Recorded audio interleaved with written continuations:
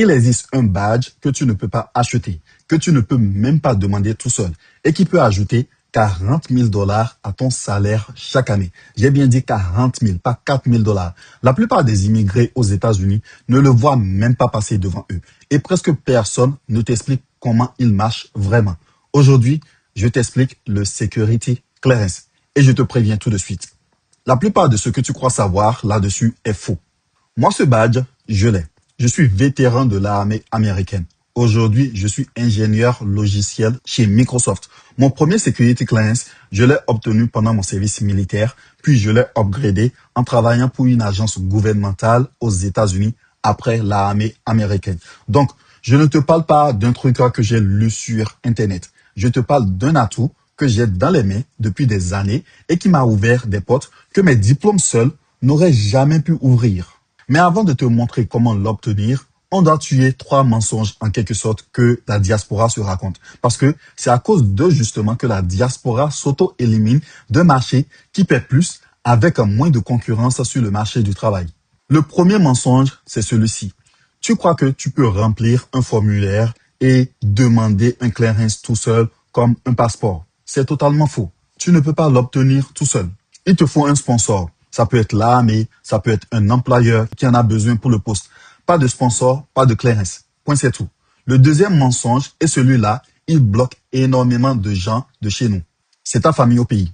Tu te dis, j'ai toute ma famille en Afrique, des comptes bancaires là-bas. J'appelle le bled toutes les semaines. Jamais on va me donner un security clearance. C'est faux aussi. Tes origines et ta famille ne te disqualifient pas du tout. Ce qui te grille justement, c'est les dettes que tu caches et les mensonges que tu racontes sur le formulaire quand tu le remplis. La vérité, même compliquée, te protège. Le troisième mensonge, c'est celui-ci. C'est que les gens pensent que c'est réservé aux espions. Tu penses que la clearance, c'est pour les agents secrets, les films, la CIA. C'est faux. Moi, mon job dans l'armée américaine, c'était de la logistique. Je gérais du matériel, toutes sortes de matériel, pas de secrets d'État forcément. Et même ce poste-là demandait un security clearance. Des milliers de rôles, que ce soit dans la tech, l'informatique, les boulots fédéraux, chez les contracteurs, en exige un. C'est beaucoup plus large que tu crois d'ailleurs. Bon, maintenant qu'on a nettoyé les mensonges, je te montre comment ça marche vraiment, étape par étape. Et là, tu vas comprendre pourquoi je relie toujours le security clearance à l'armée américaine. Parce que pour un immigré comme toi et moi, il y a un prérequis incontournable avant même de parler de security clearance aux États-Unis. Et la voie la plus rapide et la plus légale pour cocher cette case, c'est exactement celle que j'ai prise. Voilà le prérequis dont personne ne te parle. Il te faut la citoyenneté américaine. Pas la green card, la citoyenneté. La green card, c'est la carte de résidence. Je te le dis par expérience. Dans l'armée américaine, je ne pouvais même pas choisir un poste à cybersécurité parce que je n'étais pas encore citoyen. J'avais juste ma green card. La citoyenneté, ça débloque tout. Et la voie la plus rapide et légale vers la citoyenneté américaine aux États-Unis, c'est le service militaire parce que ça te prend moins de temps. Ensuite, tu as le sponsor. L'armée américaine te parraine ou un employeur fédéral. Tu ne postules pas tout seul pour avoir le security clearance dans le vide, ok? Quelqu'un doit avoir besoin de ce security clearance-là pour un poste réel. Puis maintenant vient l'enquête. On regarde tes finances, on regarde tes contacts, on regarde surtout ton honnêteté sur le formulaire. Retiens bien ceci. L'enquête ne cherche pas à savoir si tu es parfait. Personne n'est parfait. Elle cherche à savoir si on peut te faire confiance. Ne mets pas les émotions dedans. La vérité documentée te protège. Le mensonge va t'éliminer. Maintenant, il faut savoir qu'il y a plusieurs niveaux de security clearance. D'abord, on a le secret. Okay? Le niveau secret, c'est le point d'entrée en quelque sorte de security clearance. Rien que ça, c'est déjà un premium sur ton salaire parce que tu accèdes à des postes que les autres personnes ne peuvent même pas regarder, ne peuvent même pas postuler pour. Ensuite, tu as le top secret. C'est plus rare. Donc, un peu plus payé.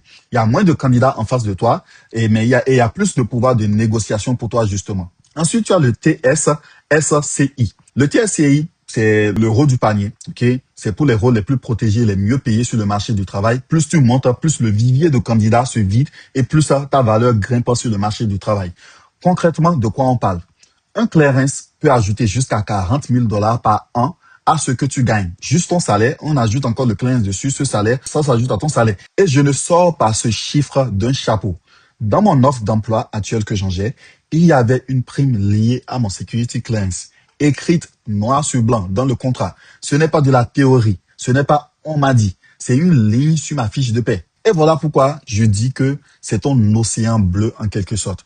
Regarde où sont ces jobs-là justement. À Washington, D.C., le Maryland, la Virginie et d'autres États, le Texas, Alabama, ainsi de suite. C'est le cœur du marché des personnes qui ont le security clearance. Des milliers de postes concentrés sont dans le DMV, D.C., Maryland, Virginia. Donc si tu es dans cette zone ou prêt à t'y installer, tu es assis sur une mine d'or. D'abord, tu as la citoyenneté, moins de concurrence, la citoyenneté plus le clearance, ça filtre l'écrasante majorité des candidats. Pendant que tout le monde se bat sur les mêmes postes qui sont saturés, toi, tu joues sur un terrain à moitié vide parce que beaucoup de gens n'ont pas le security clearance justement. Et une fois que tu as ce security clearance, il te suit partout. Tu changes de boîte, il reste un atout sur ton profil. C'est un capital qui te rend rare sur le marché du travail pour des années. Je te remets ça dans mon cadre, que celui que tu connais si tu me suis depuis longtemps, si tu suis la chaîne. Pour décrocher un job dans la tech aux États-Unis, il te faut ton diplôme qui représente 33%, tes certifications qui représentent 33%, ton hands-on qui est la pratique qui représente 33%. Les trois ensemble, ça fait 99, n'est-ce pas? Tu es à 100% environ. Tu es compétitif. Le security clearance, justement, il n'est pas dans le calcul. C'est la cerise sur le gâteau. Disons le 1% qui reste, même si ça vaut beaucoup. C'est ce qui fait que, à compétence égale avec quelqu'un d'autre, c'est toi qu'on appelle. Et cette cerise sur le gâteau, justement, presque personne dans la diaspora ne va la chercher, justement. Voilà pourquoi tu es différent si tu l'as. Alors, si tu retiens une seule chose aujourd'hui, retiens celle-là. Le security clearance commence là où commence l'armée américaine. C'est elle qui t'amène la citoyenneté, qui te donne ton premier security clearance et qui te branche sur tout ce qui suit, justement.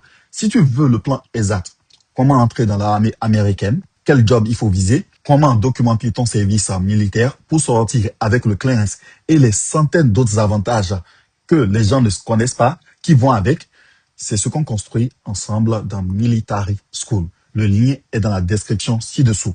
Et une fois que tu as eu ton security clearance, que tu vises le job de la tech, Cyber School prend le relais pour les certifications et le poste. Dans la difficulté vient la facilité. Tu as galéré, tu as un statut. Serre-t'en comme d'un levier, pas comme d'une ligne sur ton CV. Peace. I'm gone.